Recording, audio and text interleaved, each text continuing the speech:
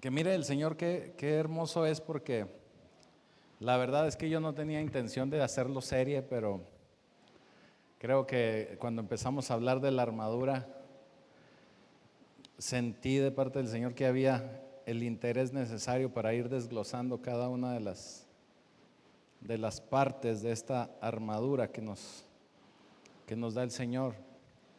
Y bueno, pues ya estamos acercándonos a las últimas dos piezas. Hoy vemos la penúltima y la próxima semana veríamos ya la última pieza. ¿Y de qué estamos hablando? ¿De qué pieza estamos hablando hoy?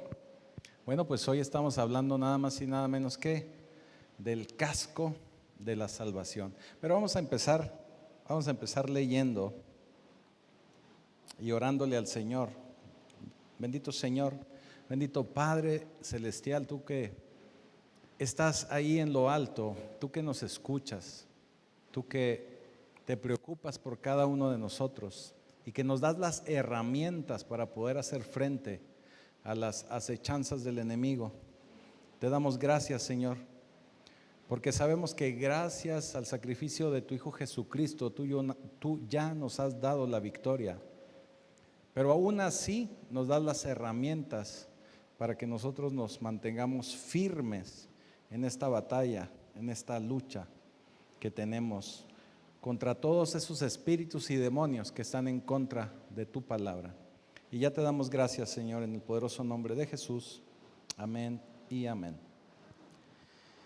Y bueno, dice Pablo a través de Efesios 6, vamos a empezar a leer a partir del versículo 10, Efesios 6, 10. Y dice, una palabra final: sean fuertes en el Señor y en su gran poder. Pónganse toda la armadura de Dios para poder mantenerse firmes contra las estrategias del diablo. Pues no luchamos contra enemigos de carne y hueso, sino contra gobernadores malignos y autoridades del mundo invisible, contra fuerzas poderosas de este mundo tenebroso y contra espíritus malignos de los lugares celestiales. Por lo tanto, pónganse todas las piezas de la armadura de Dios para poder resistir al enemigo en el tiempo del mal. Así, después de la batalla, todavía seguirán de pie, firmes. Defiendan su posición poniéndose el cinturón de la verdad, la coraza de la justicia de Dios. Póngase como calzado la paz que proviene de la buena noticia, a fin de estar completamente preparados. Versículo 16, ojo con esto, dice, además de todo, levanten el escudo de la fe para detener las flechas encendidas del diablo. Y versículo 17, pónganse la salvación como casco. Ojo en esta versión, dice, póngase la salvación como casco. En Reina Valera dice, póngase el yelmo de la salvación. El yelmo es un casco. Entonces aquí nos lo aclara aún más esta versión y dice, póngase la salvación. La salvación se la va a poner usted en la cabeza. ¿Cómo? Casco. Y hoy nos toca hablar precisamente de ese casco de la salvación. De ese casco de la salvación. La segunda parte del versículo 17 lo veríamos la próxima semana. Dice, y tomen la espada del Espíritu, la cual es la palabra de Dios. Pero eso lo dejamos para la próxima semana. Así que tomen el casco de la salvación, nos dice el Señor a través de Pablo. Usted sabe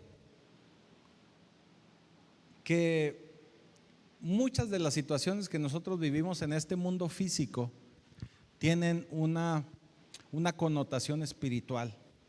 O vaya, muchas de las peleas que nosotros tenemos, de nuestras luchas, de nuestras batallas que tenemos en nuestra vida diaria, tienen un trasfondo espiritual o fueron generadas en un mundo espiritual. Porque usted tiene que entender que lo espiritual gobierna a lo físico, no al revés. Claro, podemos nosotros hacer cosas de parte del Señor precisamente para resistir y para poder impactar también en lo sobrenatural. Pero lo sobrenatural tiene una preponderancia sobre lo físico. Lo sobrenatural es muy importante y es bien importante que nosotros estemos alertas en cuanto a esto. Porque si todo lo que vemos es lo que podemos ver, entonces no hemos visto todo lo que tenemos que ver. ¿Sí? ¿Otra vez? Si todo lo que vemos, es lo que podemos ver, entonces no hemos visto todo lo que tenemos que ver. Y tenemos que ver también, estar atentos a lo espiritual. Entonces, la victoria en este mundo físico está atado a una victoria que debemos tener en el mundo sobrenatural. Pablo declara a través de Efesios, de parte de Dios, una de las cosas que nos darán la victoria o que nos van a ayudar a tener la victoria sobre este mundo sobrenatural. Y estamos hablando de que Pablo nos dice que tenemos que utilizar el casco de la salvación, o tenemos que ponernos la salvación como casco. ¿Por qué como casco? ¿Quién se pone casco en esta vida? Los soldados. ¿Para qué se lo ponen? Para cubrirse, que no les vaya a llegar una bala o un golpe o algo. En el deporte vemos a los de fútbol americano que usan casco. Esto es para evitar que se dañe su cabeza, que se dañe su cerebro, que se dañe su mente. No vayan a recibir un golpe y quedan ahí un poquito fumigados, ¿verdad? Atarantados, decían en mi pueblo. Entonces, el casco en lo físico sabemos y entendemos que lo usamos para proteger nuestra cabeza, para proteger nuestra mente. ¿Qué está en nuestra cabeza? La mente. Cuando nosotros tenemos una mente sana, una mente cuidada, decían los griegos, cuerpo sano, en mente sano, decían en mente sana, cuerpo sano. Eso decían los griegos, fíjese. Entonces nosotros tenemos que cubrir nuestra cabeza para que el resto de nosotros pueda funcionar adecuadamente. Por eso nos ponemos el casco de la salvación, para cuidar nuestra mente. El casco que alguien usa o que se pone en la cabeza es para evitar un daño. Y podemos ver cómo este objeto físico, que entendemos lo que es un casco, nos puede ayudar a tener una victoria sobrenatural. Lo que el cerebro es para el cuerpo, la mente viene a ser para el alma. Vuelvo a repetir, lo que el cerebro es para el cuerpo, la mente es para el alma. Entonces, si quiero que mi cuerpo camine bien, vaya bien, se sienta bien, mi cerebro debe de estar bien. Usted conoce gente que tiene algún problema en el cerebro y usted puede ver cómo su cuerpo no funciona adecuadamente, ¿verdad? Inclusive hay mucha gente que dice es que tiene daño cerebral. Cuando hay un daño así de severo en el cerebro, el cuerpo prácticamente se queda inerte. Vaya, depende mucho del daño que haya, pero es muy peligroso. Así que si esperamos que nuestra alma, hemos estado hablando de espíritu, alma, cuerpo, si esperamos que nuestra alma funcione bien, también tenemos que cuidar nuestra mente, ¿sí? Y usted diría, bueno, mente y cerebro es lo mismo. Bueno, es algo similar. Cerebro es el aparato o es lo físico, vamos a decirlo así. Y la mente es el proceso que llevamos a cabo o cuando el cerebro está funcionando, es lo que le llamamos que tenemos en mente o que está en nuestra mente, así lo decimos, ¿verdad? Entonces el cerebro o mente debe de estar protegido de golpes y ataques. En lo espiritual, el enemigo va a tratar de dañarlo en su mente, en su cabeza. Usted ha escuchado, y yo creo que muchos de nosotros lo hemos escuchado, que el campo de batalla para Satanás es la mente. Por lo tanto, tenemos que cubrir nuestra cabeza. Tenemos que estar firmes con el casco bien puesto, bien amarrado, que no se lo vayan a tumbar en el primer golpe. Que esté el casco bien sujeto, y así su mente debe de estar bien cubierta. Pero bueno, aquí yo me hacía esta pregunta: ¿pero qué es exactamente este casco? ¿O por qué me tengo que poner este casco? Dice la Escritura, dice Pablo, póngase el casco de la salvación. Entonces lo que tenemos que entender, o vaya, lo que tenemos que revisar, si usted me lo permite, para poder entender cómo es ponerse el casco de la salvación, tenemos que entender la salvación. Y usted dirá, bueno, es que eso suena muy básico. Pues sí, pero hay que volverlo a revisar. Tenemos que entender cómo es que la salvación me la voy a poner como casco, ¿sí? Así que cuando Pablo nos dice, cuando el Señor nos dice por medio de Pablo en Efesios, póngase el casco de la salvación, le está hablando a gente que ya recibió a Cristo. Le está hablando a gente que ya es salva, que ya recibió salvación en su vida.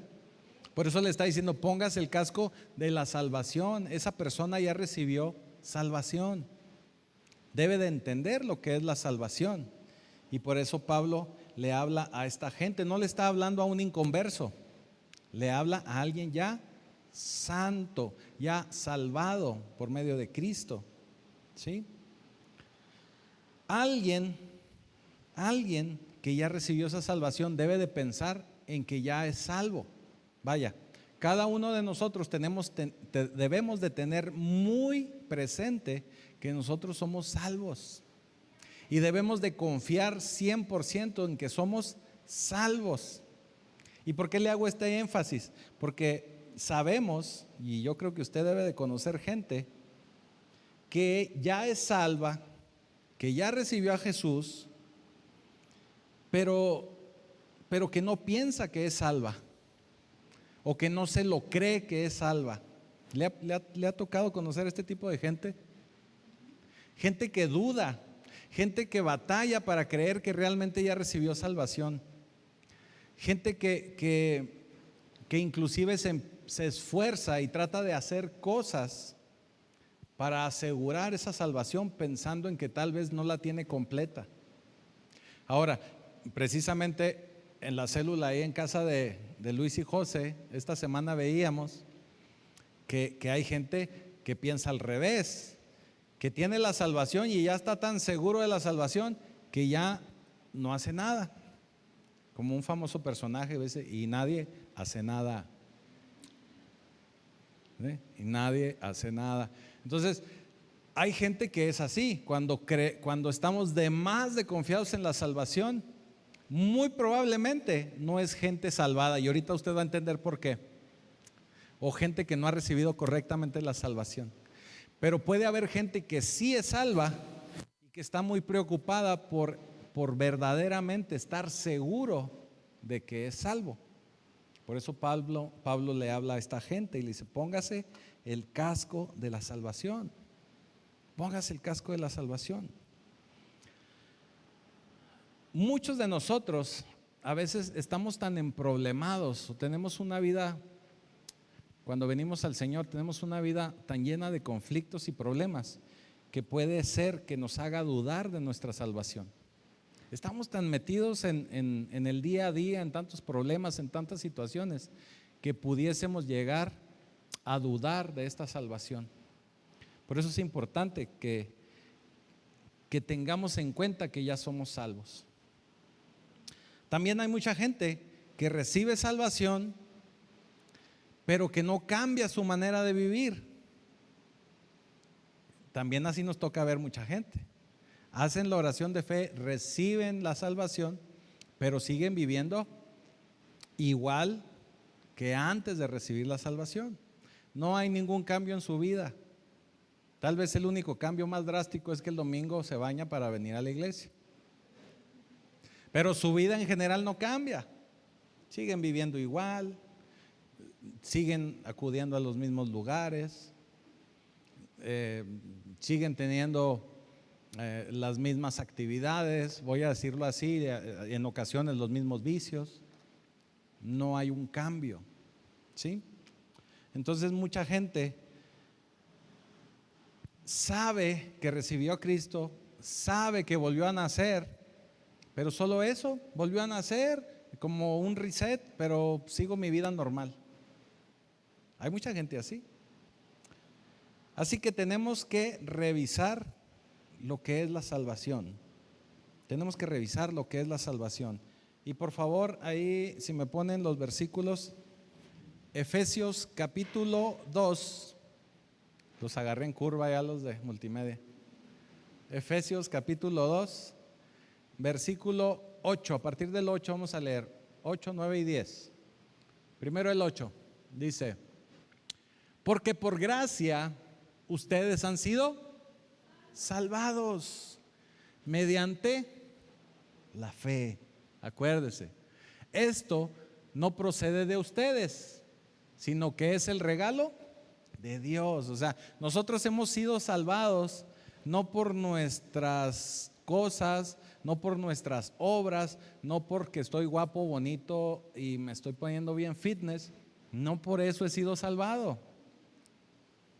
No por eso, sino por la gracia de Dios, por el amor de Dios. Versículo 9. No por obras, para que nadie se jacte. O sea, que nadie diga, no, es que soy tan Juan Camaney que por eso soy salvo. No, sino por el amor de Dios, por la gracia de Dios. Versículo 10.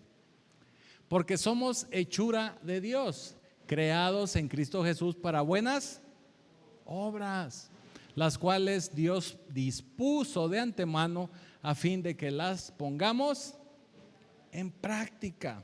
¿Qué es lo que tenemos que poner en práctica? Ahí dice, las buenas obras. Las buenas obras. Vaya, ¿qué quiere decir todo este rollo?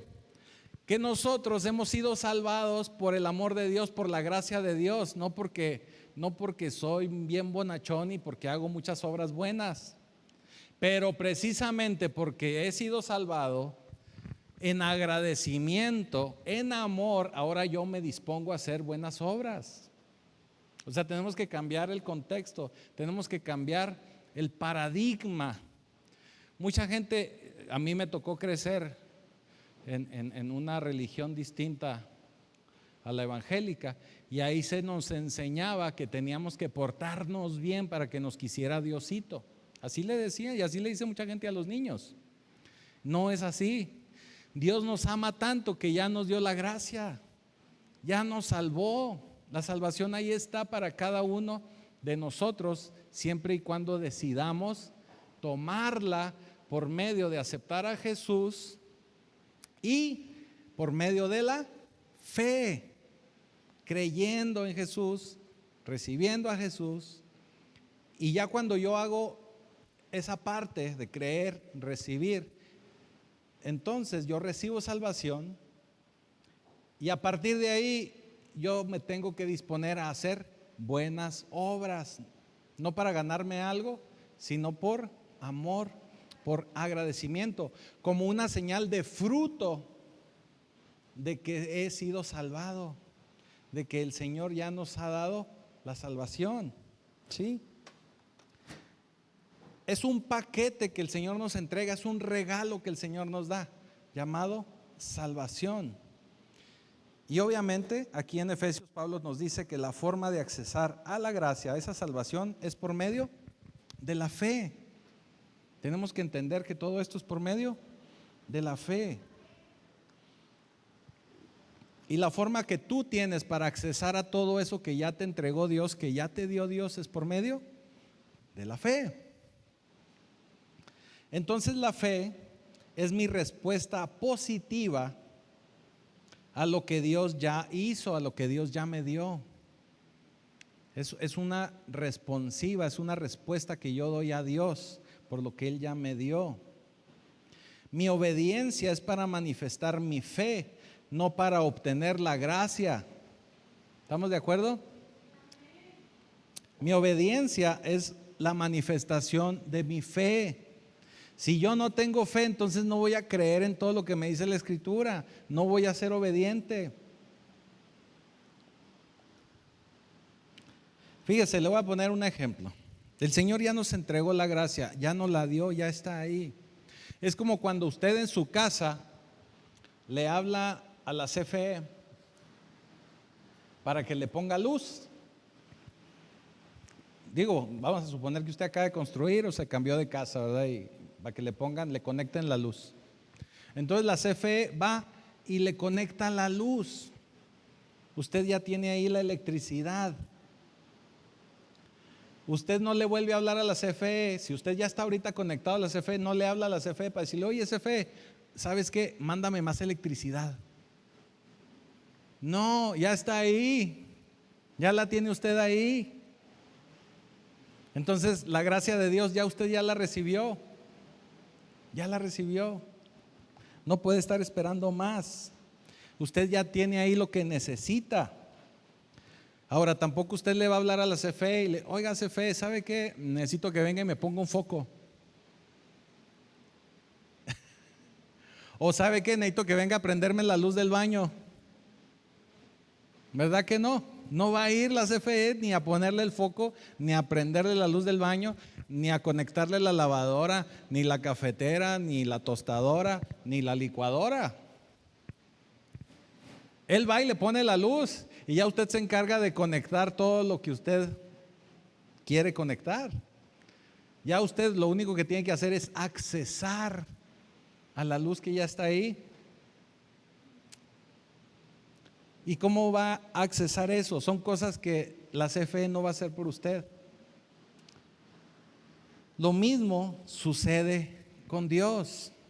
Por ejemplo, la CFE, no porque ellos tengan la responsabilidad de ir a ponerle la luz, de conectarle el medidor, no van a ir ellos a prenderle el switch, a conectarle otras cosas. Ya está ahí la corriente. Nada más usted tiene que accesar a ella. Le habla, por ejemplo, al hermano Carlos y dile: Carlos, pues conéctame una extensión de aquí para allá o un foco allá. Eso sí, ¿verdad? Pero ya es cuestión nuestra, ya no es de Dios, ya no es de la CFE. Otro ejemplo que podemos ver es como el radio o la televisión abierta, ¿verdad? El radio abierto, la televisión abierta. Usted le prende a la estación, ahí está. Lo único que tiene que hacer es prenderle al radio o prender la tele. Si usted no la prende, no la va a ver, no va a ver el contenido. Pero ya las ondas ahí andan flotando. Lo único que tiene que hacer es prender y su aparato va a tomar eso que anda por ahí flotando y va a empezar a escuchar los programas o a ver el programa de televisión. ¿Sí? A enterarse de los chismes que están pasando ahí en Londres y todo el rollo. Pero tiene que prenderle ahí el aparato. ¿Estamos de acuerdo? Si no hay fe, ojo con esto, si no hay fe, aunque haya un exceso de gracia, usted no va a utilizar nada, o sea, no va a pasar nada. La gracia ahí está. Jesús ya nos la entregó hace 2000 años, pero no la vamos a utilizar, no vamos a acceder a esa gracia si no tenemos fe. Eso me lo enseñó un mariachi porque me dijo: si tuvieras fe como un granito de mostaza. Eso ha dicho el Señor. Entonces, yo lo aprendí de un mariachi, no se cree. Aquí vienen las escrituras, es broma, nada más para que se despierte porque se me están durmiendo uno que otro. Entonces, nosotros lo único que tenemos que hacer es acceder a esa gracia. Todo ya el Señor lo hizo, todo ya nos lo entregó, pero tenemos que acceder por medio de la fe. Cuando usted empieza a tener esa fe, usted accede a todo ese mar porque es un océano de gracia. La gracia es tan enorme, tan grande, tan poderosa, que todos y cada uno podemos acceder a ella. Es un amor, dice la Escritura que es un amor inagotable, inagotable. No nos lo vamos a acabar. Lo que necesitamos es encender nuestra fe. Mire, póngame Efesios 2, versículo 7. El Señor nos revela su gracia. Efesios 2:7 dice: para mostrarnos en los tiempos venideros la incomparable riqueza de su gracia, que por su bondad derramó sobre nosotros en Cristo Jesús. Ahí está ya. Solo tenemos que acceder a ella por medio de la fe. Así que el problema con nuestra salvación es que no entendemos la gracia y no operamos por fe. Tratamos de hacer o de operar por obras. La fe, haz de cuenta que la fe, hagan de cuenta que la fe es como cuando usted compra un boleto para entrar al cine. Usted tiene que acceder al cine por medio de la fe, por decirlo así. Tiene que tener su boleto para entrar, y su boleto para entrar es la fe. La salvación significa que estamos relacionados con Dios basados en la gracia que ya nos entregó Jesús, y no por nuestras obras, no por lo que hacemos. Vaya, en otras palabras, usted no tiene que agradarle a Dios para que Dios le dé su gracia, para que Dios le entregue su salvación. Usted no tiene que caerle bien a Dios, ya le cayó bien. No solo eso, sino que lo ama. Gracias, Carlos. Dios ya lo ama, así tal y como es, así tal y como está. Ya lo ama Dios así. El problema es que mucha gente vive para agradar a más gente. Y mire, este es un problema. Pensamos que Dios funciona igual que nosotros funcionamos en lo físico. Muchos de nosotros, o mucha gente, vaya, voy a decirlo por fe, nosotros ya no, pero mucha gente desde niños buscan cómo agradar a la gente. Los niños a veces buscan agradar a los papás para que les den más cariño, para que los traten bien, para que les compren algo inclusive. Mucha gente trata de agradar a sus jefes para que le vaya bien en el trabajo, le den un aumento o lo suban de puesto. Entonces estamos hablando de que toda la vida, desde pequeños, nos la pasamos tratando de agradarle a alguien. Y se nos queda eso muy metido en la cabeza. Venimos al Señor y pensamos lo mismo. Pensamos que tenemos que seguir viviendo de una forma que le agrademos a Dios. Y la verdad, las cosas es que ya le agradamos. Él ya nos recibió. Él ya nos amó así primero. Lo único que tenemos que hacer es tener fe, como un granito de mostaza. Tenemos que tener fe. Tenemos que creer que ya le agradamos a Dios. Cuando nosotros entendemos el poder de esta gracia, este amor que el Señor nos da, usted va a empezar a tener menos problemas para poder manifestar su fe. Porque va a estar libre, usted va a ser libre, va a obtener libertad. Mire, déjeme ver si encuentro palabras para poderle explicar esto. Cuando nosotros estamos muy atados en una religión, no estamos libres. Y le voy a explicar por qué. Porque cuando hay una religión, y sobre todo cuando son religiones muy estrictas, lo que busca la religión es mantener el control de la gente. para que los líderes de esa religión puedan seguir teniendo gente que dependa de ellos. ¿A qué me refiero? En que todo el tiempo la persona va a tratar de hacer cosas, obras, para poder encajar en alguna situación, en algún grupo, o poder recibir inclusive a veces bendición. ¿Qué sucede en algunos lugares? No, pues es que tienes que vestirte así, tienes que vestirte de esa manera, tienes que cubrirte la cabeza, tienes que ponerte zapatos boleados, ¿verdad? Cerrado, no sé, pueden poner muchas cosas que no son inclusive cosas bíblicas, que no son cosas que ni siquiera están en las escrituras.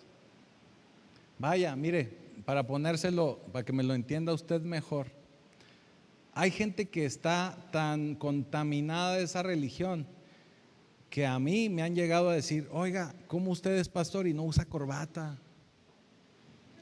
Le digo: pues consígame una como la que traía mi tocayo Pedro o como la de Pablo y me la pongo.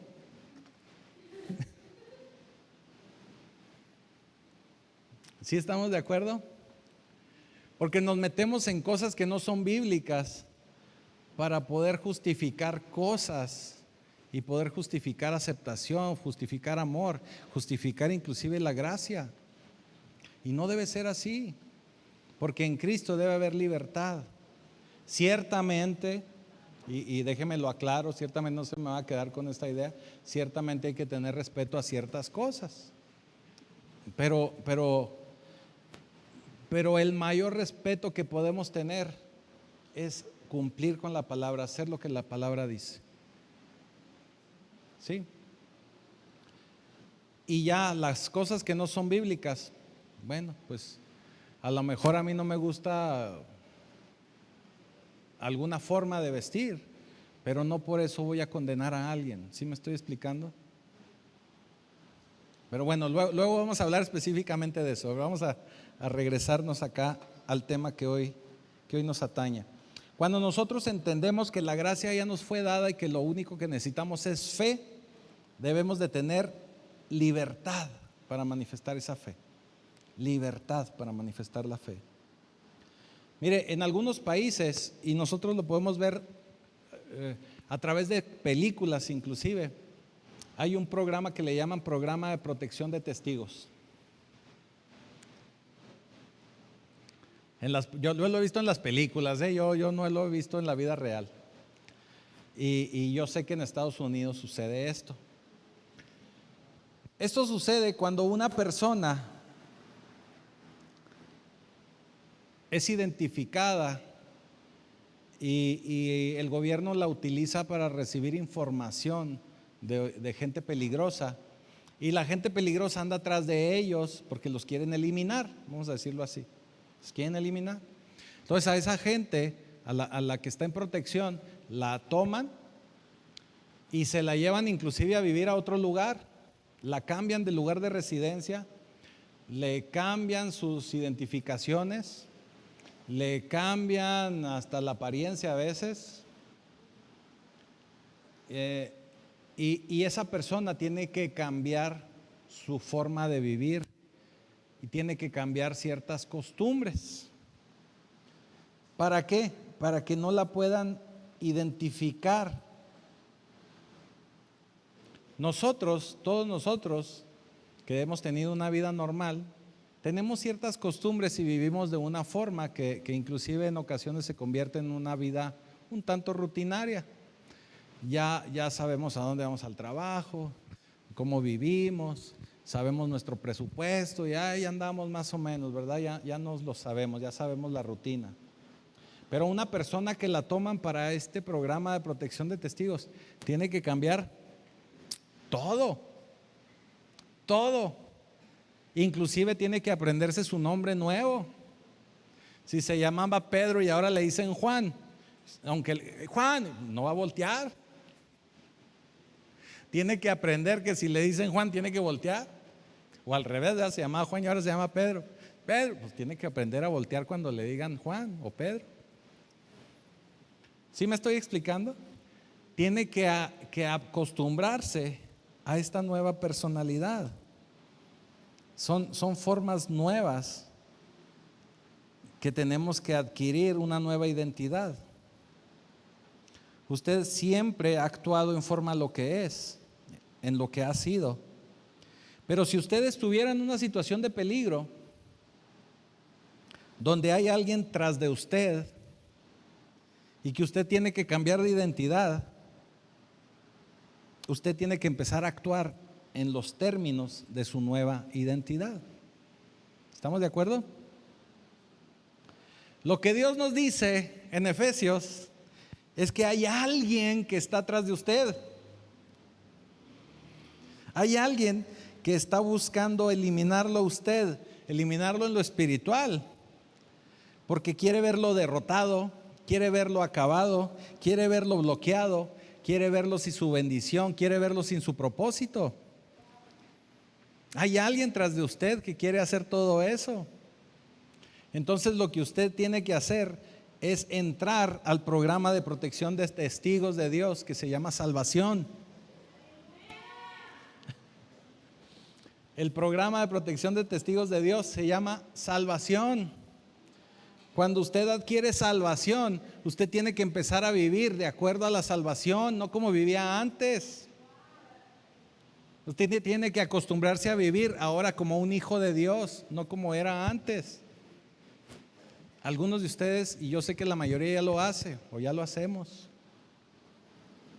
Quiero pensar que todos. Amén. Quiero pensar que ya todos viven de acuerdo a la salvación. Nomás se me quedan viendo, ¿verdad? De qué estar hablando este loco. Amén. Así que para cambiar su apariencia y su vida bajo la perspectiva de Dios, usted tiene que entender la gracia de Dios. Fíjese, póngame 1 Corintios 15:10.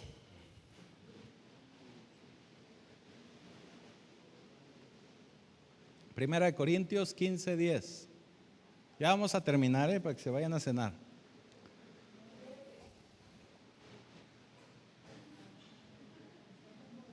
Está muy lento ese 1 de Corintios. Ahí va. Pero por la gracia de Dios soy lo que soy. Dice Pablo, Pablo está hablando aquí. Por la gracia de Dios soy lo que soy, y la gracia que Él me concedió no fue infructuosa, o sea, no fue de adiokis, no fue así nomás. Al contrario, he trabajado con más tesón que todos ellos, aunque no yo, sino la gracia de Dios que está conmigo.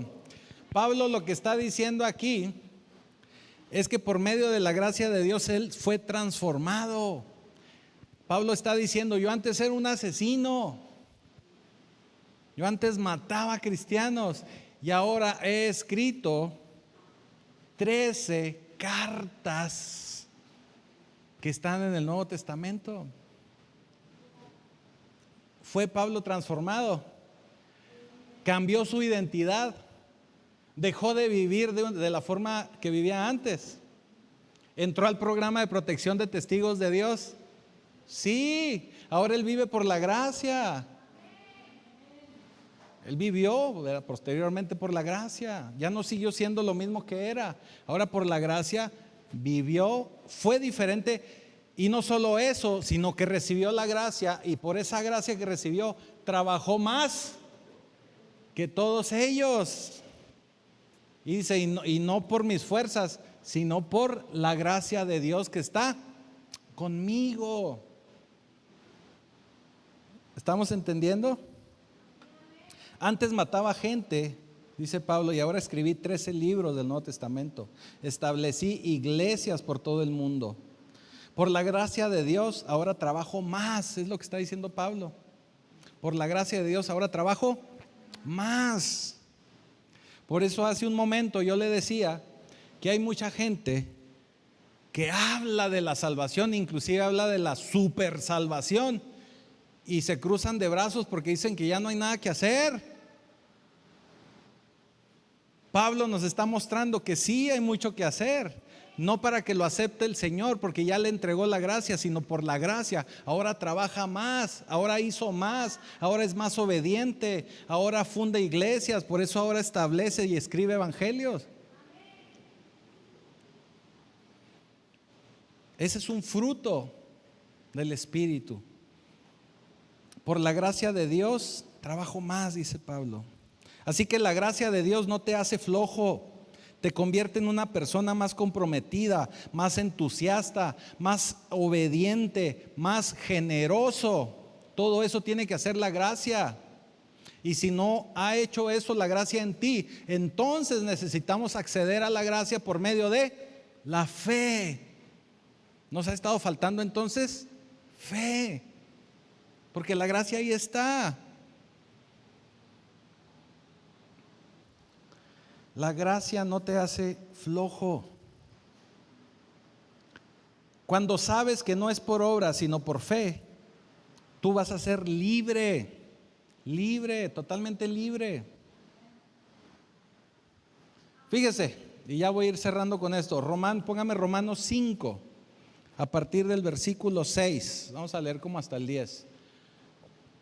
Romanos 5, versículo 6. Ojo con eso. A la verdad, como éramos incapaces de salvarnos, o sea, no nos podíamos nosotros salvar, ni por la ley, ni por nada, no nos podíamos salvar. En el tiempo señalado, Cristo murió por los malvados. ¿Quiénes eran esos malvados?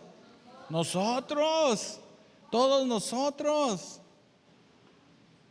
7. Difícilmente habrá quien muera por un justo, aunque tal vez haya quien se atreva a morir por una persona buena. ¿Usted cree que otra persona pudiera dar la vida por otra? Eso está diciendo aquí. Difícilmente. Tal vez una persona buena podría dar su vida por otra persona buena, tal vez. Pero por un injusto, por un malo, un malvado, yo creo que no. Y Dios lo hizo. Cuando todavía nadie era justificado delante de Dios, Dios entregó a su Hijo por todos los malvados, porque nadie era salvo. 8. Pero Dios demuestra su amor por nosotros en esto, en que cuando todavía éramos pecadores, Cristo murió por nosotros. ¿Sí? O sea, Cristo nos aceptó tal y como veníamos, así, mugrosos, malcriados, pecadores.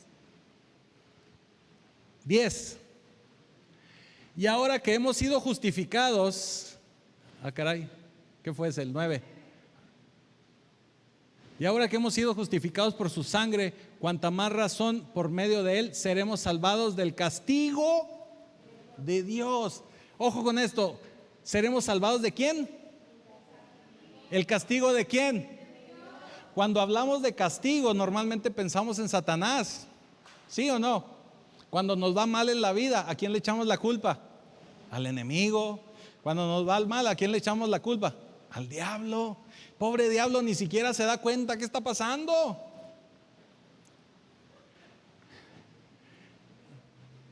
Porque si cuando éramos enemigos de Dios fuimos reconciliados con Él mediante la muerte de su Hijo, con cuanta más razón, habiendo sido reconciliados, ya somos reconciliados, seremos salvados por su vida.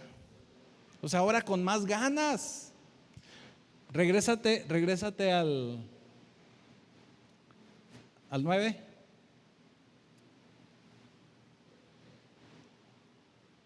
Pónmelo en Reina Valera.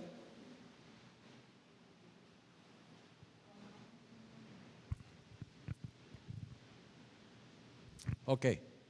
Fíjense cómo dice Reina Valera. Pues mucho más, estando ya justificados en su sangre, por él seremos salvos de la ira. ¿De la ira de quién? De Dios. La ira de Dios. Le decía, cuando nosotros hablamos de ira, pensamos que es de Satanás. Pero aquí lo que nos está diciendo Pablo es que la salvación nos está salvando de la ira de Dios. La ira de Dios. Normalmente pensamos en Satanás, pero no, nos está salvando de su ira, de la ira de Dios. Ponme Romanos 1:18.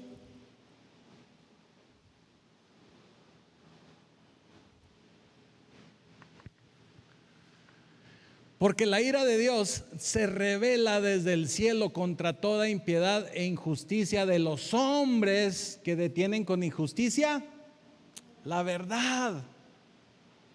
¿Y qué sigue? 19.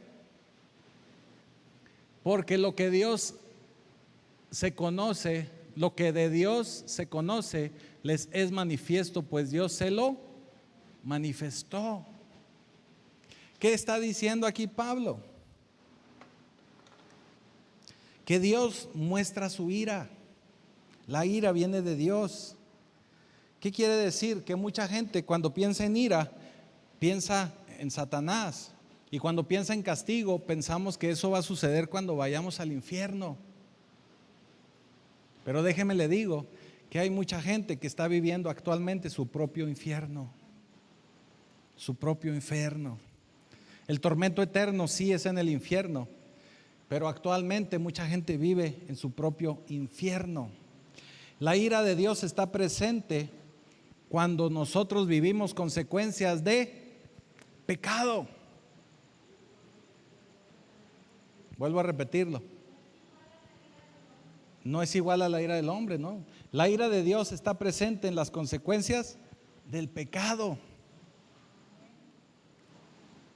En las consecuencias del pecado. Usted tiene que entender que cuando nosotros pecamos, el Espíritu de Dios se aparta de nosotros y se abre una brecha. Y esa brecha que se abre entre nosotros y Dios se llena, como ahora que llovió, ¿verdad? Se llena, no se llena de agua, se llena de consecuencias. Porque usted tiene que entender que Dios nos ama, Dios nos salva, ya nos dio salvación, Dios nos perdona, pero Dios no nos quita consecuencias. Dios envió a su Hijo a morir por nosotros, por nuestros pecados. Pero cuando nosotros volvemos a pecar, cuando nosotros insistimos en pecar, en ser desobedientes, nuestra vida se llena de consecuencias. Y no es que Dios nos quiera maltratar ni que no nos quiera, no. Se llena de consecuencias. Si tenemos el poder de mantenernos libres de pecado, entonces vamos a poder evitar tener consecuencias. Déjenme lo explico mejor. Lo que Dios está esperando de cada uno de nosotros es que podamos accesar a la gracia. La gracia la vamos a acceder por medio de la fe. Y cuando nosotros accedemos a esa gracia y entendemos que somos salvados, que somos salvos, nosotros tenemos que ser transformados y tenemos que vivir de acuerdo a esa salvación, con esa nueva identidad. Y cuando vivo de acuerdo a esa nueva identidad, el Señor espera de nosotros que nos volvamos obedientes, que nos volvamos trabajadores, que podamos ser unas personas distintas, que evitemos el pecado. Pero si aún siendo salvo cometemos errores y caemos en pecado, eso no nos va a evitar la ira de Dios. Y por eso mucha gente no sale de muchos problemas, no sale de muchas situaciones, porque no fue obediente a la voz de Dios, porque sigue pagando consecuencias que no debería estar pagando, porque todo lo que es desobediencia de Dios es pecado. El pecado es la consecuencia, y el poder es la salvación que trata con el pecado. Cuando yo, usted, nosotros, ellos, cuando nosotros nos ponemos el casco de la salvación, evitamos que Satanás traiga consecuencias a nuestra vida, porque evitamos las ideas, los pensamientos de pecado, y finalmente vamos a poder ser libres, libres, libres.